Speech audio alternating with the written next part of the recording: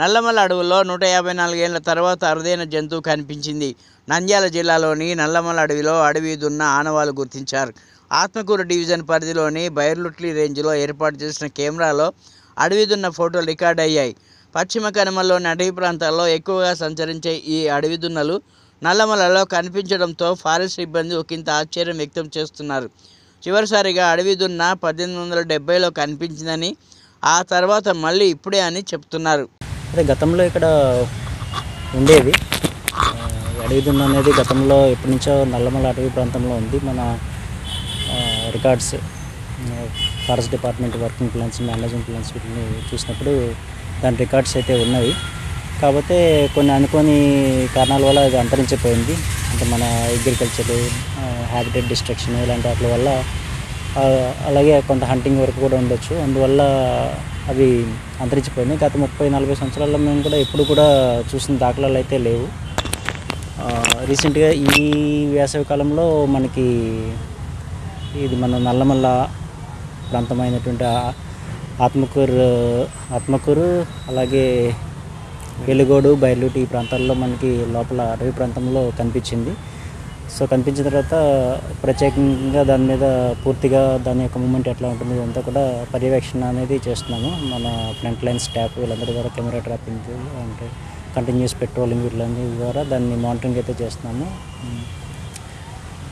So ఒకే ఒక్క individual మనకి ఈ ప్రాంతంకి రావడం జరిగింది.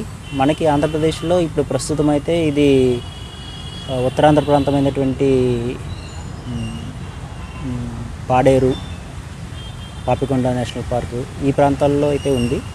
మనకి ఆంధ్రప్రదేశ్లో కాకుండా మన పక్కన ఉన్నటువంటి కర్ణాటక, తెలంగాణ, అలాగే ఛత్తీస్గఢ్ ఈ ప్రాంతాల్లో కూడా మనకి అడవి దున్న, మనకి ఇండియన్ గౌర్ అని చెప్పేసి అంటాము. ఇది మనకి ఈ ప్రాంతాల్లో కనిపిస్తుంది. ఈ పరిసర ప్రాంతాల్లో ఎక్కడి నుంచి అన్నా ఇది కొత్త దారి తప్పిపోయి మన వైపులా సంచరిస్తూ రావడం జరిగింది. అలాగే మనకి ఏంటంటే that is one good indication. ఏంటంటే ఈ విధంగా కొత్త గతంలో ఉన్నటువంటివి మళ్ళీ ఈ ప్రాంతానికి రావడం అనేది అది ఏదైనా కావచ్చు. ఇది మనకి మెగా హెర్బివోర్ కింద మనం చెప్పుకోవడం జరుగుతుంది. అంటే మనకి ఇక్కడ ప్రస్తుతం అడవిలో ఉన్నటువంటివన్నీ కూడా హెర్బివోర్స్, శాకాహార జంతువులను చూసినట్లయితే కనుక అవన్నీ కూడా చుక్కల దుప్పులు, లేకపోతే సాంబార్, చౌసింగ ఇవన్నీ కూడా చిన్న సైజులో ఉంటాయి. ఈ అడవి దున్న అనేది ఇంచుమించు 1 టన్ను పైనే ఉంటుంది మనకి బరువు. అది మెగా హెర్బివోర్ అని చెప్పేసి దీన్ని అంటాము. అలాగే మెగా హెర్బివోర్ జాతుల్లో ఇంకా మనకి ఖడ్గమృగం, ఏనుగులు ఇలాంటివన్నీ కూడా మెగా హెర్బివోర్స్. ఇక్కడ దీని పరిస్థితి చూసినట్లయితే కనుక ఇండియన్ గౌర్ అనే దీనికి పుష్కలైనటువంటి ఆహారం అనేది ఇక్కడ ఉంది. అంటే దానికి కావాల్సినటువంటి గ్రాస్, గడ్డి జాతులు కానీ అలాగే చెట్ల జాతులు కానీ వీటిలన్నీ లేక ష్రబ్స్ ఇవన్నీ కూడా దానికి పుష్కలమైన ఆహారం ఉంది. కాబట్టి అది వచ్చి ఇక్కడ అనువైన ప్రాంతంగా అనుకుని మనకి అది ఎస్టాబ్లిష్ అవ్వడం జరిగింది ఇక్కడ ప్రస్తుతానికి. సో అలాగే మనము దీనికి ముందుగానే యాక్చువల్గా మనకి ఈ రికార్డులన్నీ పరిశీలించి మనము ఎన్ఎస్టీఆర్ యాజమాన్యము ఇక్కడికి కొన్ని అడవి దున్నలని రీఇంట్రడ్యూస్ చేయడానికి ప్రపోజల్ అనేది గవర్నమెంట్కి పంపించడం జరిగింది. గవర్నమెంట్ పరిధిలో ఉంది ప్రస్తుతానికి. ఒక పర్మిషన్ రాగానే మనము వాటిని ఇక్కడ ఇంట్రడ్యూస్ చేయడం జరుగుతుంది. 2-3 నెలల్లో చేయడానికి అవకాశం ఉంటుంది. ఇంకా కొన్ని అడవి దున్నలు ఇక్కడికి తెచ్చే అవకాశం ఉంది.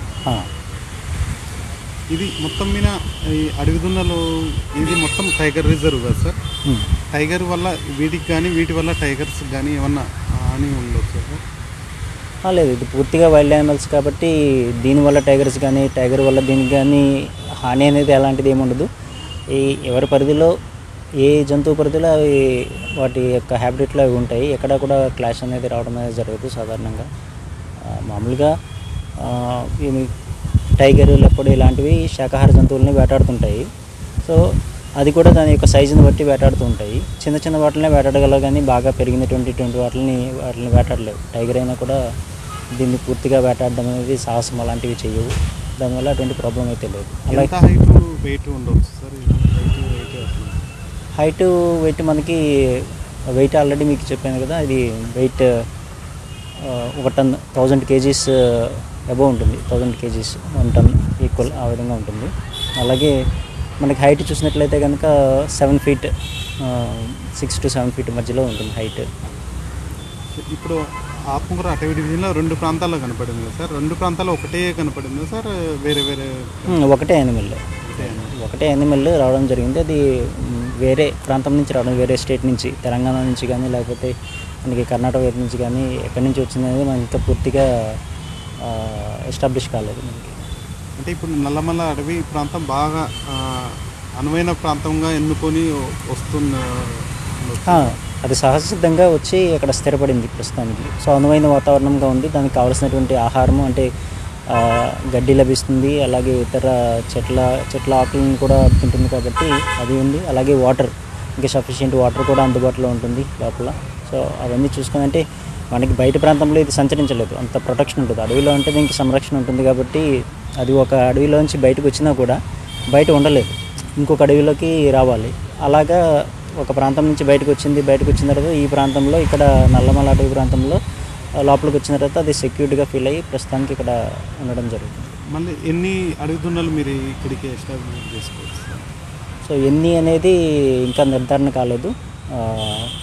మనకి మేల్ ఫిమేల్ రేషియో చూసుకొని మనకి గైడ్లైన్స్ ప్రకారము, ఎన్టీసీఐ గైడ్లైన్స్ అలాగే wild life institute of India వాళ్ళ యొక్క గైడ్లైన్స్ ప్రకారము female and male ratio maintain చేస్తూ ఇక్కడికి ఇంట్రడ్యూస్ చేయడం జరుగుతుంది. ఒక 10 to 20 యానిమల్స్ ఇనిషియల్గా రిలీజ్ చేయడం జరుగుతుంది. ఇంకా ఏవైనా జంతువులు మీరు ఇక్కడికి ఈ మన నల్లమల ప్రాంతంలో లేని జంతువులు ఇక్కడికి ఏదైనా తెప్పించే అవకాశం?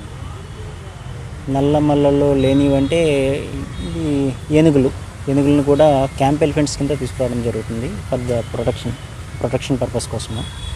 అది ఒక ప్రపోజల్ ఉంది.